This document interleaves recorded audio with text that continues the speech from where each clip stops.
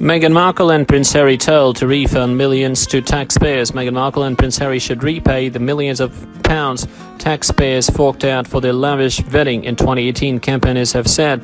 The Duke and Duchess of Sussex reportedly ran up a bill of £5 million after Britons covered the security cost of the big day on May 19, 2018.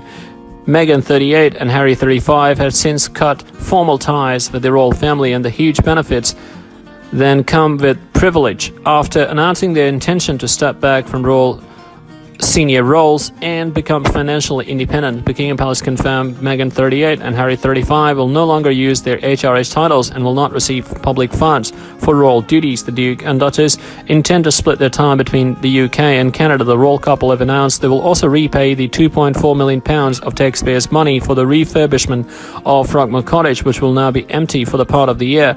Campaign group Republic, which calls for the monarchy to be replaced by an elected head of the state, has demanded a full refund. Graham Smith, CEO of the group, has criticized the way Meghan and Harry have handled the royal crisis and insisted they can't have it both ways. Mr. Smith told The Independent, "I think they made a pretty big mistake by making a lot of assumptions about keeping titles and cottages and police protection. I think the public reaction has been pretty difficult for them. The bottom line is they need to decide whether they want to be public officials or private citizens, and they can't have it both ways.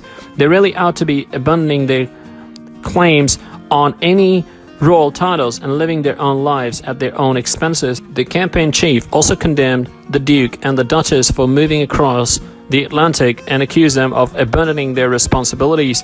He said, "It's less than 2 years that we spent millions on their wedding.